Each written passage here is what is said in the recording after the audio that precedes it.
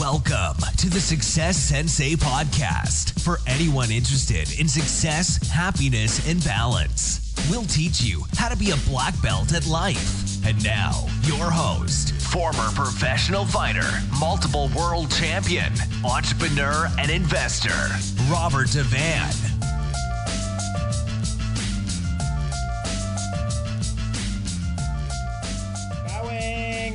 This is Roundhouse Rob, the Success Sensei, helping you to win at life one kick and punch at a time.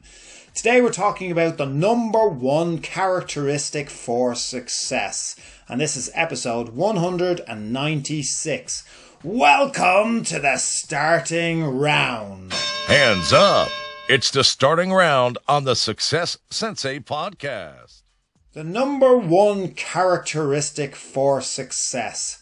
A very big claim that, but it's true.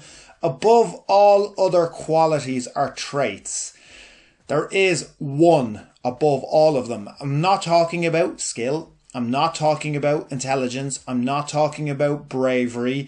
It is the word consistency. Now, I know at the moment when words are bandied around, especially when it comes to self-development, like consistency, it's just a completely meaningless word unless we attribute meaning and unless I kind of explain myself to you. And then I know that you'll be more motivated to instill more consistency in your life. But basically, we're talking about you, me, all of us, keep showing up.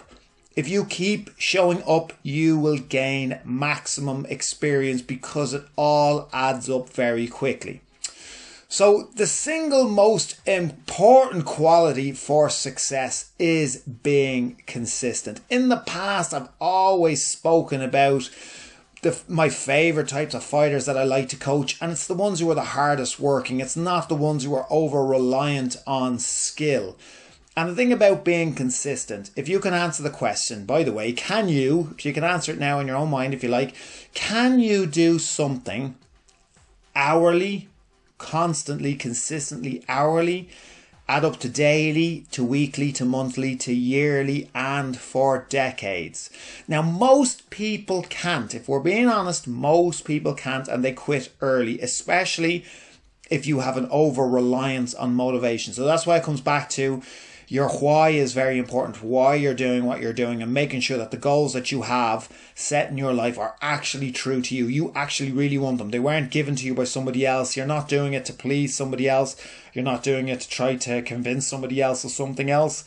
You're doing it because you really want to. So over and above motivation, when your motivation leaves you, you're not as highly motivated, you're still able to do it hourly, daily, weekly, monthly, yearly, and for decades. The number one investment strategy, by the way, of the FIRE movement. So there's a lot in the media at the moment about the FIRE movement, which is financial independence, retire early, and it is a movement and it's gaining more momentum. Is that their number one strategy, investment strategy, is basically to set it and forget it in mutual funds. So they consistently contribute to their mutual funds, whether the market is up or down. So it's consistency. They reckon that's the best way to beat the market, or to beat even hedge fund managers. It's if you're just consistent, whether it's a bull or bear market, and you consistently contribute, that's the way to the success and the way to financial independence. So that's one example of consistency, a strong example in the investing world.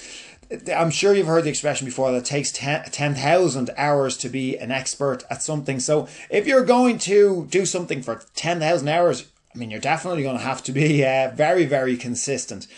Where a lot of people go wrong with their projects, with their side businesses or their side hustles, or even their full-time businesses or the full-time jobs, especially I see it in blogging, in podcasting, vlogging, in social media branding, is that they're not consistent. They don't treat it like a consistent job.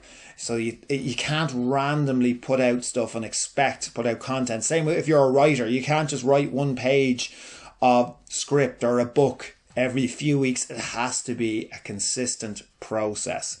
So everyone that's successful at anything has shown consistency. If you remove skill and you remove intelligence and you remove money, so you level out the playing field. It sounds nice. It sounds idealistic that we're not over-reliant on skill because there's more people skilled than us. We're not over-reliant on intelligence because there's more people that are intelligent than us. We're not over-reliant on money because there's plenty of people that are wealthier than you. So if everything was even, it was a level playing field, it would be the most consistent person who would win. So that should give you a bit of confidence, give you a bit of hope that if all else fails in the skill, intelligence or money side of things, if you just get stuck in, a lot of people, the majority of people, can't remain consistent.